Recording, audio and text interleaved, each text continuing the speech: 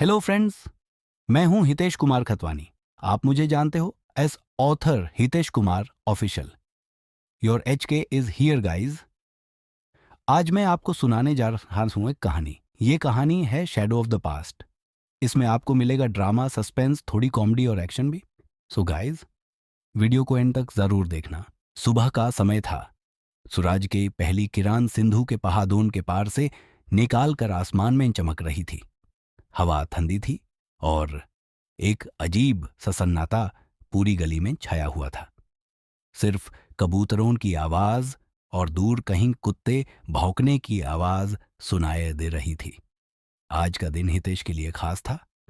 उसने अपनी फैमिली के साथ नए घर में शिफ्ट होना था। बड़े दिनों बाद उन्हें एक ऐसा घर मिला था जिसमें सब कुछ नया था, बड़ा था और आसपास एक शांत महल था। हितेश ने घर के बाहर खाड़ी ट्रक से सामान उतार कर देखते हुए बोला, अरे भाई प्रभस, संभल के यार, ये मेरी किताबें हैं। अगर गिर गई तो तुम्हें ही पढ़ना पड़ेगा। प्रभस, जो उसका छोटा भाई था, हंसी कर कहता है, भाई तुम्हें तो लगता है ये दुनिया सिर्फ किताबों से चलती है। जिंदगी थोड़ा हंसी मजाक और एडवेंचर भी मांगती है। उनकी मां सिमरान तुरंत दांत लगाती है, बस बस दोनों, सुबह सुबह शोर मत मचाओ। घर वाले आ जाएंगे देखने, समझेंगे नए पड़ोसी कितना हंगामा करते हैं।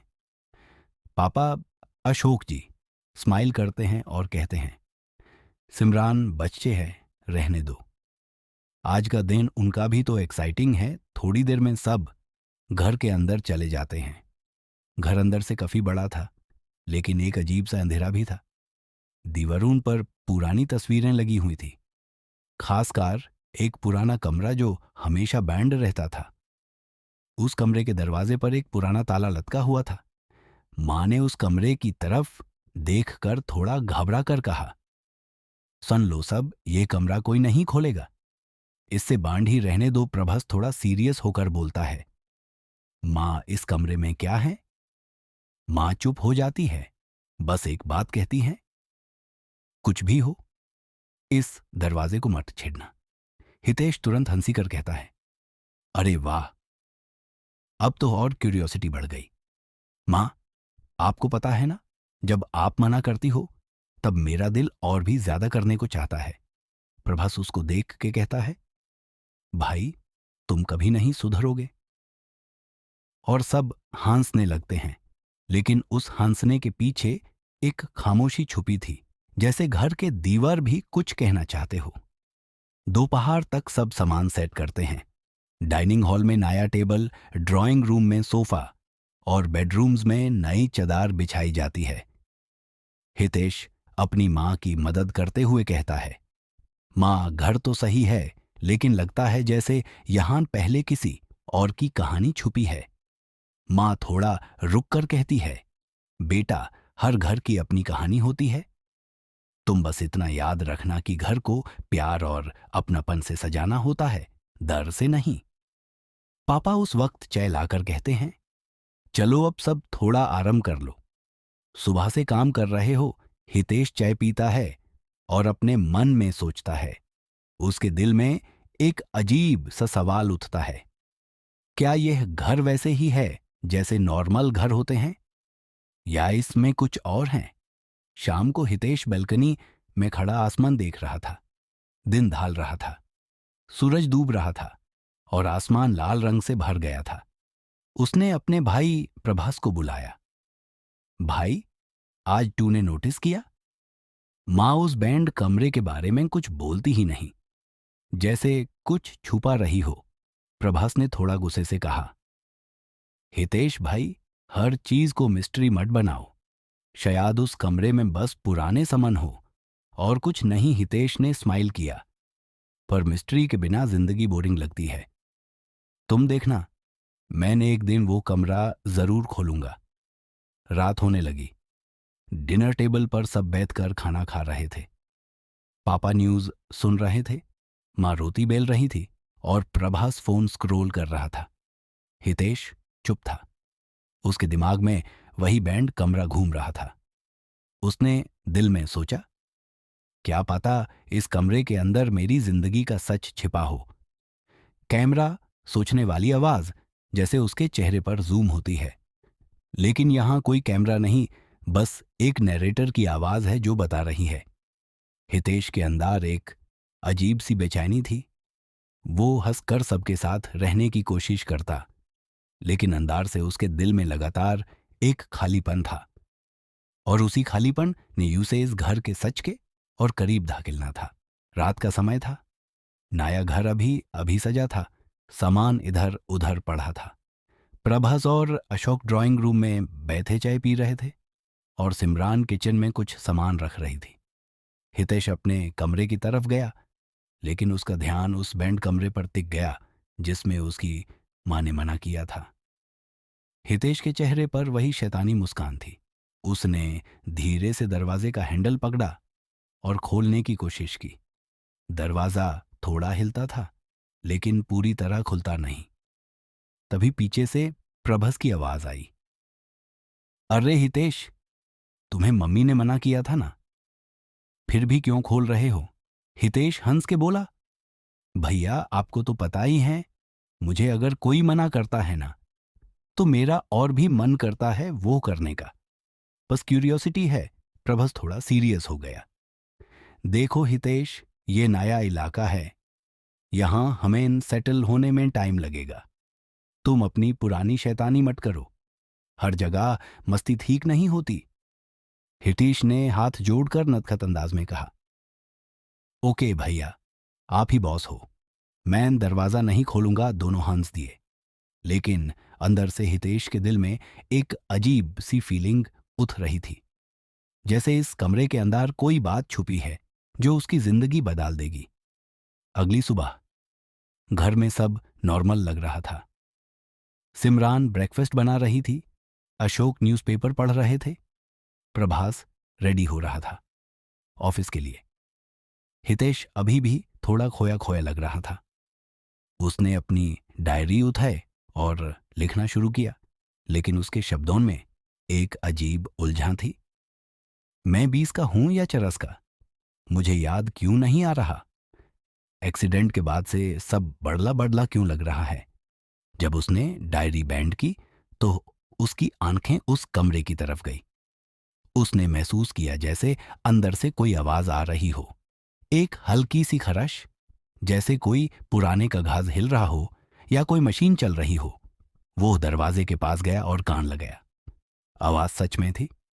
उसने जोर से दरवाजा खोलने की कोशिश की, लेकिन तभी अशोक की तेज आवाज सुनाई दी, हितेश, तुम फिर वही कर रहे हो, तुम कब सुधरोगे?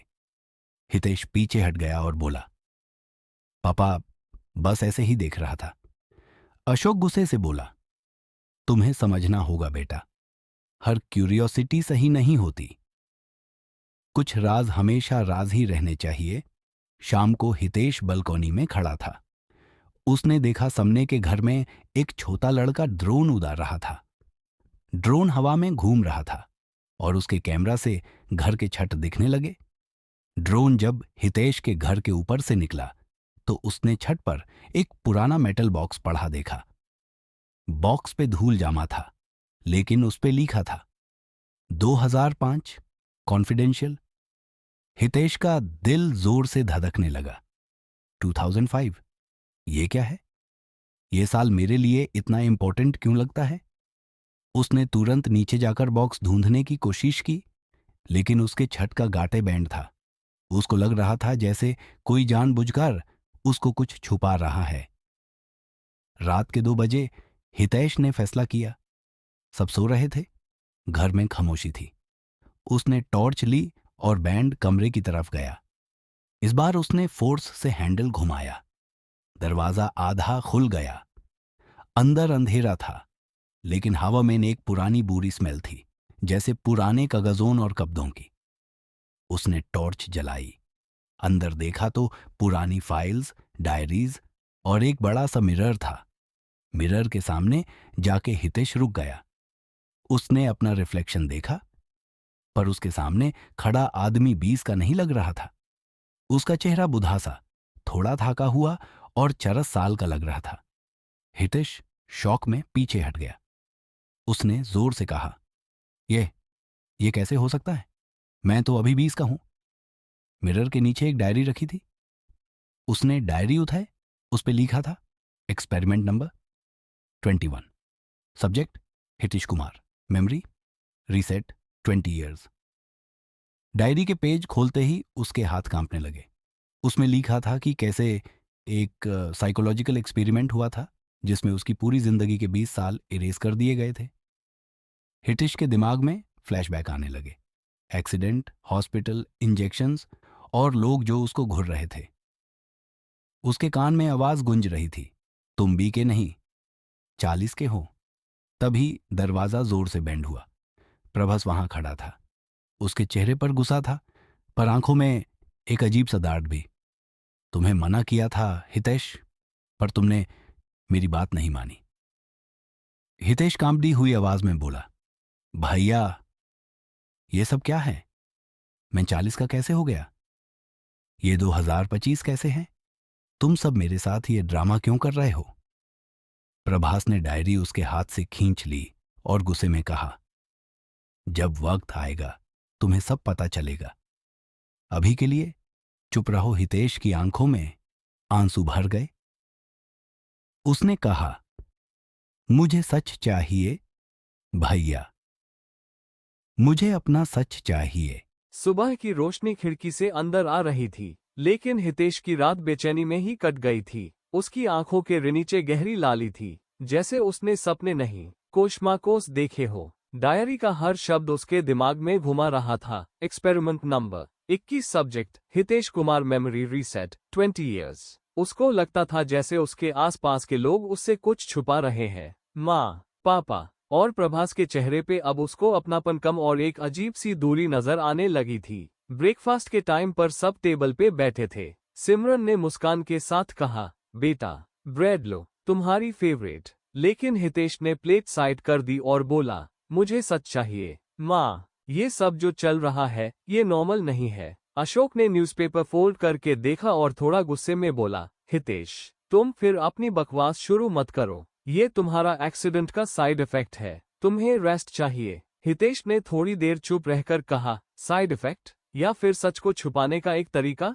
उसकी आंखों में आंसू आ गए। सिमरन ने उसका हाथ पकड़ कर कहा, बेटा तुम्हें अपने माँ बाप पर भरोसा नहीं है क्या? हितेश बस उन्हें घूरता रहा। उसके दिल में पहली बार ये ख्याल आया, क्या ये लोग मेरे माँ बाप भी हैं? शाम को हितेश घर से छुपकर बाहर निकल गया। शहर की गलियां उसके लिए नई थी, लेकिन हर जगह यूज मॉडर्न टेक्नोलॉजी दिख रही थी। इलेक्ट्रिक कार्स बिना शोर के चल रही थी, ड्रोन्स हवा में घूम रहे थे और लोग अपने हाथ पे चिप लाइक डिवाइसेस यूज कर रहे थे। उसने अपनी घड़ी देखी, उसमें 2005 लिखा था, लेकिन सामने एक डिजिटल बिलबोर्ड पे लिखा था, Year 2025, the future is now. Hitesh शौक में खड़ा रह गया। मुझे झूठ बोला गया था, मैं 2005 में नहीं हूँ, मैं 20 का नहीं 40 का हूँ। उसका दिमाग अब हिलने लगा था। उसने डिसाइड किया कि उस सच जानने के लिए पुलिस स्टेशन जाना होगा। पुलिस स्टेशन में एक ऑफिसर ने उसकी बात सुनी। हितेश ने कहा, मेरी उम्र सिर्फ 20 है,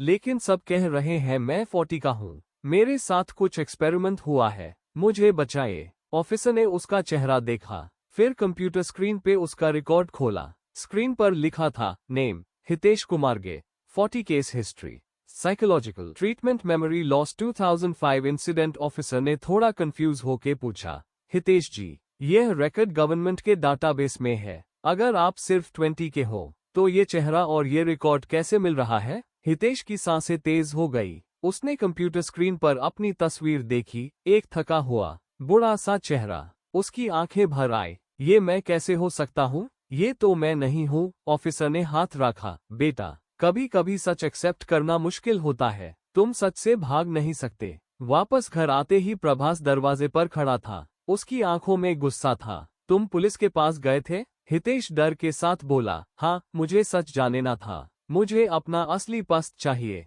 प्रभास ने उससे पकड़कर कमरे में ले गया, दरवाजा बैंड करके कहा, सन, अब मैं तुझे सब बताऊंगा, लेकिन जो तू सुनने वाला है वो तेरी रूह हिला देगा। हितेश की सांसें रुक गई। उसने धीरे से कहा, मुझे सच चाहिए, चाहे कितना भी खौफनाक क्यों ना हो। प्रभास की आंखों में आंसू आ गए। उसने डायरी टेबल पर रखी और कहा, 2005 में एक एक्सीडेंट हुआ था। उस दिन तुम्हारी पूरी दुनिया बदल गई थी। हितेश के दिमाग में फ्लैशबैक चलने लगा। रात का टाइम, एक सड़क, एक कार का क्रैश, और उसका भाई राहुल खून में डूबा हुआ। राहुल चीख रहा था, हितेश, मुझे बचा लो। लेकिन राहुल की सांसें थमी और वो मर गया। उस फ्लैशबैक से हितेश की चीख निकल गई, नहीं, ये झूठ है, मेरा भाई जिंदा था। प्रभास ने उसकी तरफ देखा और कहा, वो भाई राहुल था, मैं नहीं। मैं वो छोटा बच्चा हूँ जिसका घर तुमने बर्बाद किया था। हितेश का दिल सनक गया। उसकी आंखें फट गई।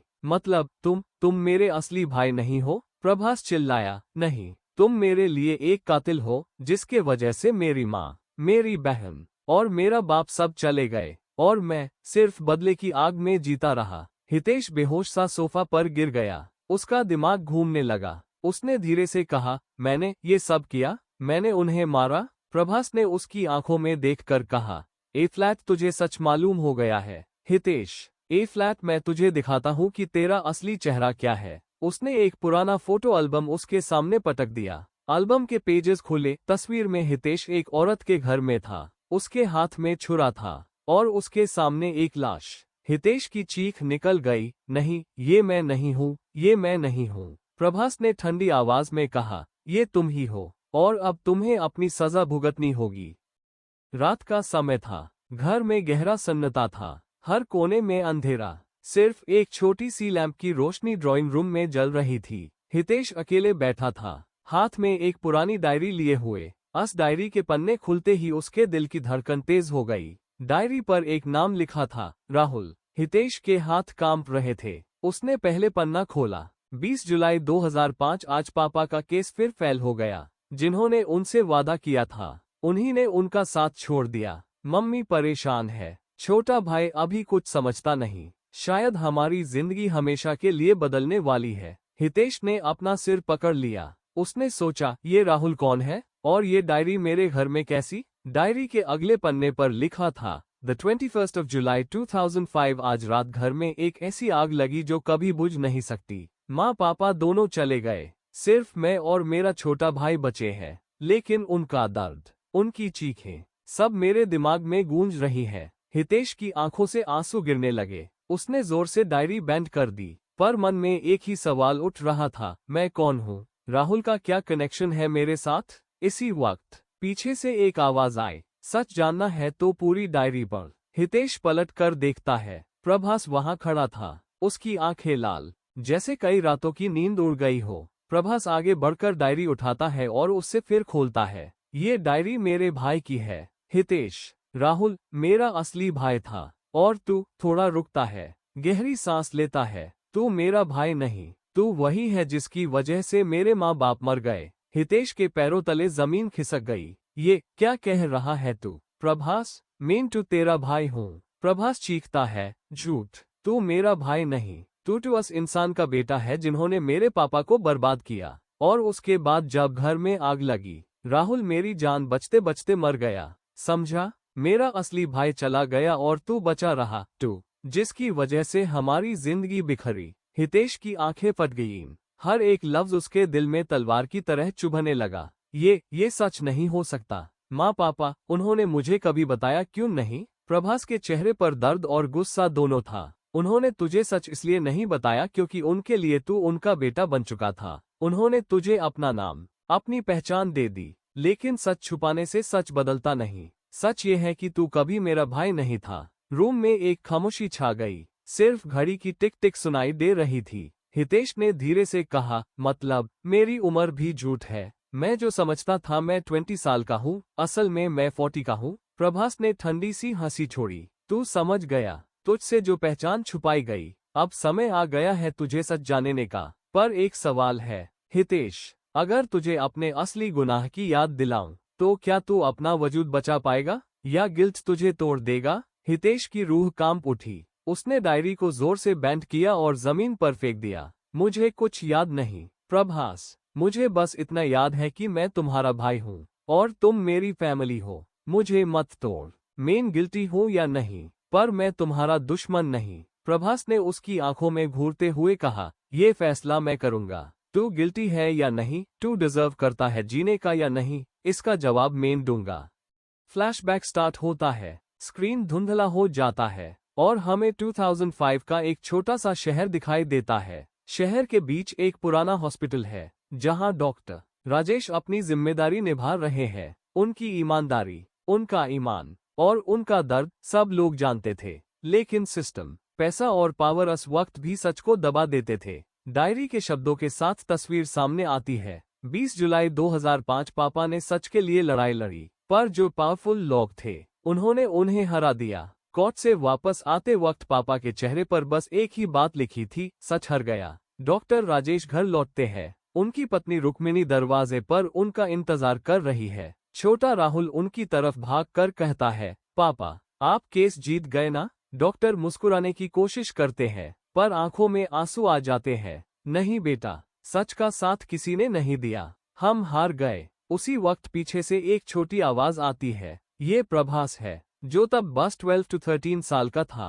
उसकी आंखों में गुस्सा था। पापा, अगर सच का कोई साथ नहीं देता तो सच का क्या फायदा, सब बेवकूफ है। डॉक्टर राजेश उसके सर पर हाथ रखते हैं। नहीं बेटा, याद रखना, सच हमेशा रहेगा, चाहे दुनिया साथ दे या ना दे। तुम दोनों भाइयों को सच्चाई का रास्ता ही पकड़ना है। उस रात घर में छोटी सी रोशनी जल रही थी। माँ, पापा, राहुल और प्रभास खाना खा रहे थे। सबके चेहरे पर उदासी थी, लेकिन एक दूसरे के साथ होने का सुकून भी था। फिर वो रात आई जो उनकी जिंदगी हमेशा के लिए बदल गई। एक अचानक धमाका हुआ, घर के एक हिस्से में आग लग गई, धुआं छने लगा, सब भाग दौड़ करने लगे। माँ ने प्रभास को बाहर खींचने की कोशिश की। राहुल चीखता है, माँ आप दोनों भागो, मैं पापा को बचाता हूँ। राहुल अंदर भाग जाता है, आग की लपटों में चिल्लाता है। डॉक्टर राजेश और रुक्मिणी धुंध के अंदर गिर पड़ते हैं। उनकी चीखें हवा में गूंज जाती है। प्रभास दीवार के कोने से सब देख रहा था। उसकी छोटी सी आंखों में दर्द, गुस्सा और बेबसी थी। उसने देखा राहुल अपने माँ बाप को बचा नहीं पाया, बल्कि खुद भी अन लपटों में संपत हो गया। प्रभास चीखता है, भैया, पर सब खत्म हो गया, बस धुआं, बस राख और बस एक बचा हुआ प्रभास। हॉस्पिटल के कॉरिडोर में सीन बदलता है। छोटा प्रभास एक बेंच पर बैठा है, आंखों से आंसू रुक नहीं रहे। पुलिस वाले बात कर रहे हैं, यह एक्सीडेंट नहीं लगता, शायद जिन्होंने डॉक्टर को बर्बाद किया था वही इसके पीछे है, लेकिन सबूत नहीं है। प्रभास ने अपनी मुट्ठी बंद ली। उसके दिल में एक ही आवाज गूंजी, जिन्होंने मेरे पापा को मारा, जिन्होंने मेरे माँ बाप को चीना, उनसे बदला लेना होगा। उस पल से प्रभास का बचपना खत्म हो गया। वो सिर्फ एक बच्चा नहीं रहा, वो बन गया डॉक्टर का बेटा, जिसका मिशन था अपने परिवार का बदला लेना। फ्लैशबैक धीरे धीरे खत्म होता है। वापस प्रेजेंट में हितेश डायरी के पन्नों को देख रहा है। उसकी आंखें सूख गई है। उससे समझ आ जाता है कि उसकी जिंदगी एक झूठ पर बनी थी और प्रभास अब उसके सामने खड़ा है। आंखों में वो ही पुराना दर्द, वो ही पुराना गुस्सा। ए फ्लैट समझा, हितेश, मैं क्यों कहता हूँ कि तू मेरा भाई नहीं, मेरा असली भाई राहुल आग में जल गया था। तू सिर्फ उन्हीं लोगों की निशानी है जिन्होंने मेरा घर उजाड़ा, और मैं तब तक चैन से नहीं सो सकता जब तक तुझे उन्हीं लपटों में न जला दूं। रात का वक्त है, आसमान में अंधेरा छाया है, बिजली चमक रही है और हवा तेज चल रही है। सीन खुलता है एक पुराने हॉस्पिटल के बेसमेंट में, जहां एक पुरानी कुर्सी पर हितेश बंधा हुआ है। उसकी आंखों में थकान है, आंसू है और गिल्ट का बोझ। सामने प्रभास खड़ा है, हाथ में एक लैंटर्न, और उसकी आंखें पूरी तरह लाल गुस्से से भरी हुई। हितेश धीरे से बोलता है, प्रभास, तुम्हें गलतफहमी है। मैंने कभी नहीं चाहा था कि तुम्हारी फैमिली के साथ ऐसा हो। वो सब एक एक्सीडेंट था। प्रभास का चेहरा कठोर हो जाता है। एक्सीडेंट? मेरे माँ बाप की चीखें, मेरे भाई राहुल की जली हुई लाश, क्या वो एक्सीडेंट था या तुम्हारी खुदगर्जी, तुम्हारा पैसे का भूख? हितेश की आवाज टूट जाती है। मैं तब सिर्फ कंफ्यूज था, बस एक बिखरा हुआ इंसान। मैंने कभी जानबूझकर किसी को नहीं मारा। प्रभास एक कदम आगे बढ़ता है। लैंटर्न की रोशनी उसके चेहरे पर पड़ती है। लेकिन सच ये है, हितेश, मेरी जिंदगी जल गई थी और तुम बचे रहे। क्या तुम्हें लगता है कि मैं ये सब भूल जाऊंगा? 2 साल से मैं इस दिन का इंतजार कर रहा था, तुम्हें वो दर्द महसूस कराना जो मैंने महसूस किया। उसी वक्त एक और कैरेक्टर एंटर होता है, अशोक, जो अब तक समझ रहा था कि वो हितेश का पिता है। वो अंदर आता है और चीखता है, प्रभास, बस करो, ये सब तुम्हारे दिल में बरसों से भरते हुए गुस्से का नतीजा है, लेकिन रिवेंज से तुम्हें सिर्फ और दर्द मिलेगा। प्रभास घूर के देखता है, आपने हाय तो इस नाटक में साथ दिया था अशोक, आपने ही तो इससे 20 साल का बच्चा समझाया, जबकि ये 40 का था। आप सबने मिलकर इसके दिमाग से खेल खेला। अशोक की आवाज भारक जाती है। हाँ, किया था, क्योंकि तुम्हारे अंदर का गुस्सा, तुम्हारी नफरत, तुम्हें एक रात में इंसान से राक्षस बना रही थी। मैं चाहता था तुम सच को एक नया एंगल से देखो। रिवेंज से सिर्फ बर्बादी होती है बेटा। प्रभास एक कदम और आगे बढ़ता है। उसके हाथ में अब एक छुरा आ जाता है। उसकी आवाज धीरे धीरे गरजती है, मुझे बेटा मत कहो। मेरा बेटापन यूएस दिन जल गया था जब मेरा घर राख हो गया। आज मैं सिर्फ बदले का पुतला हूँ। हितेश की आंखों से आंसू निकलते हैं। वो झिझक कर कहता है, प्रभास, मैं जानता हूँ मैंने तुम्हारी जिंदगी बर्बाद की है। मैं कभी अपने आप को माफ नहीं कर पाऊंगा, लेकिन मैं तुमसे एक चीज मांगता हूँ। मुझे मारने से पहले मुझे बस एक मौका दो। मैं तुमसे माफी मांगना चाहता हूँ। प्रभास रुक जाता है। उसका हाथ कांपने लगता है। उसकी आंखों में कुछ पाल के लिए आंसू आ जाते हैं, लेकिन वो तुरंत उन्हें पोंछता है और चीखता है, माफी? क्या एक शब्द मेरी माँ की चीखों को मिटा सकता है? क्या एक शब्द मेरे भाई राहुल को जिंदा कर सकता है? नहीं हितेश, ए फ्लैट सिर्फ एक ही रास्ता बचा है, तुम्हारी मौत। अशोक बीच में आता है, प्रभास, अगर तुम इसे मार दोगे तो तुम भी उसी तरह का कातिल बन जाओगे जैसा तुम इसे समझते हो। तुम्हारे पापा चाहते थे कि तुम सच्चाई के रास्ते पर चलो, नफरत के नहीं। प्रभास एक पाल के लिए हिल जाता है। उसके मन में एक लड़ाई चल रही है। एक तरफ उसका बदला, दूसरी तरफ उसके पिता की आखिरी बातें। हितेश धीरे से कहता है, मैं तुमसे लड़ने लायक नहीं हूँ। मैं सिर्फ एक पापी हूँ जो अपने गुनाहों का बोझ उठाता है। अगर तुम मुझे मार कर सुकून पाते हो तो करो, लेकिन अगर तुम मुझे छोड़ देते हो तो शायद तुम अपने पिता के सपने को जीवित कर पाओगे। रात का सन्नाटा और गहरा हो जाता है। सिर्फ बिजली की गरज और उनकी सांसें सुनाई देती है। प्रभास का हाथ कंप रहा है। उसके चेहरे पर आंसू बह रहे हैं। वो छुरा उठाकर चीखता है, मैं क्या करूं? मैं बदला लूं या अपने पापा की बातों को याद करूं? अंधेरा छाया हुआ है। हॉस्पिटल का बेसमेंट अभी भी खामोशी में डूबा हुआ है। प्रभास के हाथ में छुरा है और उसका दिल एक जंग लड़ रहा है। एक तरफ बदला, दूसरी तरफ उसके पिता की बातें। हितेश कुर्सी पर बंधा हुआ है। उसकी आंखों से आंसू रुक नहीं रहे। उसके दिल की आवाज उसके होंठों पर आ जाती है, प्रभास, अगर तू चाहे तो मुझे यहीं खत्म कर दे। मैं मौत से नहीं डरता। मेरा असली दर्द तो ये है कि मैंने अपनी गलतियों से तेरे जैसा भाई, तेरे जैसी फैमिली खो दी। मेरा जीवन एक पाप बन गया है। तू चाहे तो मुझे मार, लेकिन एक चीज समझ, तेरे पिता सच के साथ जीना चाहते थे, नफरत के साथ नहीं। प्रभास का हाथ थोड़ा हिलता है। उसके चेहरे पर आंसू गिरते हैं। उसके अंदर का गुस्सा और उसकी माँ बाप की यादें लड़ रही है। मैं भूल नहीं सकता उनकी चीखें, उनकी लाशों की राख। मैं कैसे जीऊं ये यादों के साथ? अशोक बीच में बोल पड़ता है, बेटा, याद रखना, दर्द से लड़ना मुश्किल है,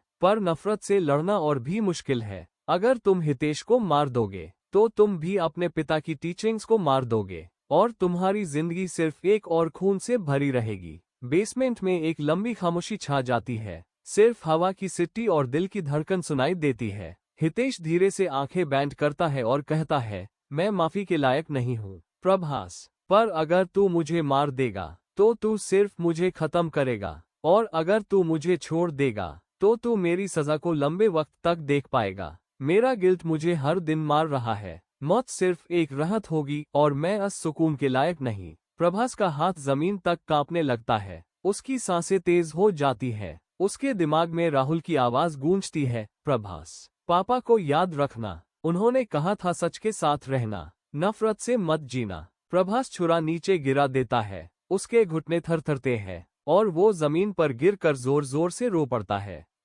मैं तुम्हें मार नहीं पा रहा, मैं अपने पिता की बातों को धोखा नहीं दे सकता। हितेश की आंखें भर आती है। वो बेचैनी से बोलता है, प्रभास, मुझे माफ कर दे। मैं जानता हूँ तू मुझे कभी एक्सेप्ट नहीं करेगा, पर मैं चाहता हूँ कि तू अपना दर्द आगे मत लेकर चल। तू मेरी सजा को देख, मेरी जिंदगी को देख। मैं अपनी गलतियों का बोझ उठाता रहूंगा, यही मेरी असली सजा है। अशोक आगे बढ़कर दोनों को गले लगा लेता है। उसकी आवाज भारक जाती है, ए फ्लैट खत्म करो ये नफरत। तुम दोनों ने बहुत खो दिया। एक नए दिन की शुरुआत करो। सीन धीरे धीरे बदलता है। सुबह का समय हो गया है। हॉस्पिटल के बेसमेंट का दरवाजा खुलता है और सूरज की पहली किरण अंदर आती है। प्रभास खड़ा होता है। आंखों में आंसू अभी भी है, पर उसके चेहरे पर थोड़ा सुकून आ गया है। हितेश, तुझे माफ करना आसान नहीं है। शायद मैं कभी ना कर पाऊं, लेकिन तुझे मारकर मैं अपने पिता को धोखा नहीं दे सकता। तेरे साथ मैं एक हाई डील करता हूँ, तू अपनी जिंदगी अपने गिल्ट के साथ जिएगा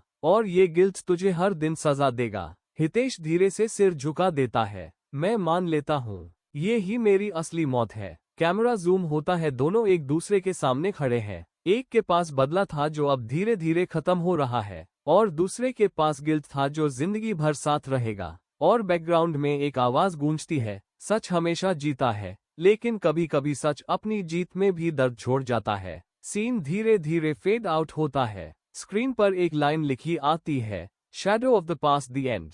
दोस्तों, ये थी कहानी शैडो ऑफ द पास्ट।